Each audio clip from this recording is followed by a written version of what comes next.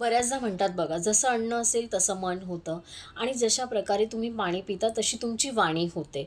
तर वेट लॉसच्या जर्नीमध्ये जर तुम्हाला ट्रान्सफॉर्मेशनमध्ये जर तुम्हाला वाटत असेल, की फिट राहणं किंवा शेपमध्ये राहणं हे एक फिजिकल एफर्ट्स आहेत. तर हे फिजिकल एफर्ट्स नाही आहे, ही एक मेंटल स्पिरिच्युअल प्रोसेस आहे.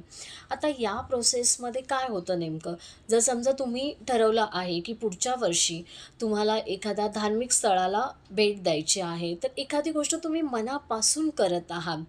तसंच वेट लॉसच्या जर्नीमध्ये जर तुम्हाला एखादी गोष्ट करायची आहे, जसं की तुम्हाला कॅलरीज मेंटेन करायच्या, तुम्हाला साखर सोडायची आहे, बाहेरचे पदार्थ टाळायचे आहेत आणि तुम्हाला एक्सरसाइज करायचं आहे, तर या सगळ्या गोष्टी तुमच्या शरीराअगोदर यासाठी तुमचा माइंडसेट स्ट्राँग असायला हवा आणि हा माइंडसेट स्ट्राँग करण्यासाठी तुम्हाला काही टेक्निक्स वापराव्या लागतील. जसं की तुम्ही तुमच्या मेंदूला ब्रेन वायरिंग ज्याला आपण म्हणतो, की तुम्ही मेंदूला एखाद्या गोष्टीसाठी करण्यासाठी त्याला उत्तेजित करा, की मला ही गोष्ट करायची आहे, ही माझ्या मनाने ठरवलेली आहे. हॅबिट लूप या प्रोसेसमधून मग ती गोष्ट जाईल, की इट मीन्स की एखाद्या पर्टिक्युलर गोष्टीची जर तुम्ही हॅबिट लावली, मला सकाळी लवकर उठायचं आहे किंवा एखादी गोष्ट मला डाएट प्लॅन फॉलो करायचा आहे, मला एक्सरसाइज करायच्या आहेत, त्याच्या पर्टिक्युलर वेळा ठरवा आणि त्या वेळांची एक कन्सिस्टन्सी ठेवा. इट मीन्स की बॉडीला त्या पर्टिक्युलर वेळेची हॅबिट्स होते. ते याला हॅबिट्स लूप म्हणतात.